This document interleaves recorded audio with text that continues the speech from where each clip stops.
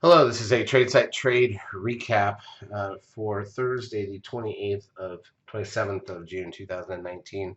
Talked the other day, I sent out a trade recap about an Apple call that we had that worked well using our secret tool. I'm going to switch over to the Comer tool now, which I like to use on a smaller time frame like the 5-minute chart. And while we haven't exactly had super interesting action in the market this week because of the end of month, end of quarter, end of half year, and everybody getting ready to print their statements and get their bonuses for the first 6 months of the year.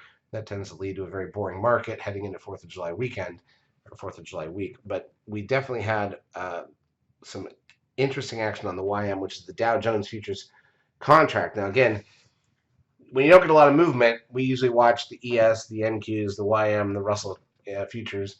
And when you don't get a lot of movement, you have to go where the actual trade setups are. So this is going to be what we call bar replay mode in eSignal. And what we're going to do here is we're going to look for, this is actually the YM on a 5-minute chart starting midday Wednesday.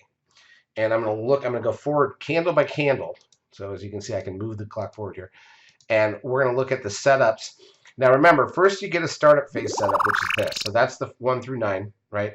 And that gets us then to start to count the blue numbers towards the Comer 13 itself. So let's just kind of let this play out and let's see what happens here. So remember, we have math for these candles, but we need to be heading lower to get to the 6th candle and the 7th candle. So there's candle 6, and there's candle, nope, not yet because we headed back up. So hold on until we kind of roll over here. We've got the startup phase done, and we're still looking for these candles to complete. Now, what's interesting is this then right here, and I'm going to pause it. There's candle 7 and 8, and that's the close on Wednesday. Now, today's we just finished a Thursday. So the candles continue if you have the right time frame setup. So let's take a look at this and watch what happens. So now you've got 9, which is interesting all by itself, right? And then here comes 10, 11, a little bit of a bounce, so we need to head back down.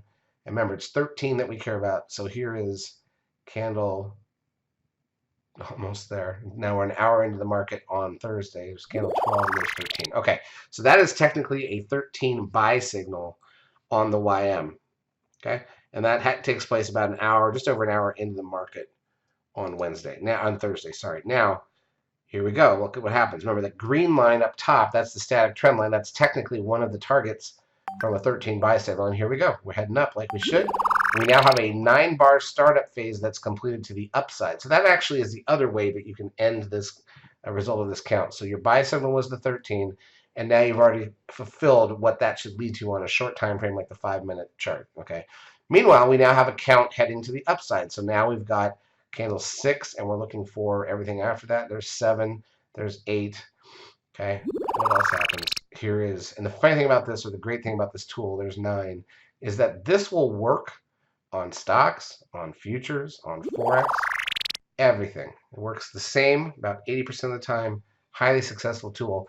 So from the 13 buy signal, we got fairly quickly to now a 13 sell signal. Did that have any impact on the YM? Let's see. Let's let the rest of the day play out and see what happens. So again, these exhaustion signals that tell you that the market has come to a point where it cannot proceed easily.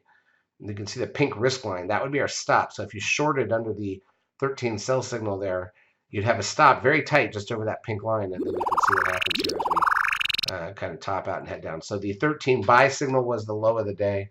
The 13 sell signal was the high of the day. And that is exactly how that tool is meant to work. But again, you don't see a lot of it. There was nothing on the ES or the NQs today because they didn't move enough, but the YM had it, and you can also see it in a lot of stocks, and then obviously Forex can have it as well. So this is how the tool is meant to work. You just have to go find where the action is to trade it. This has been a TradeSite Trade Recap.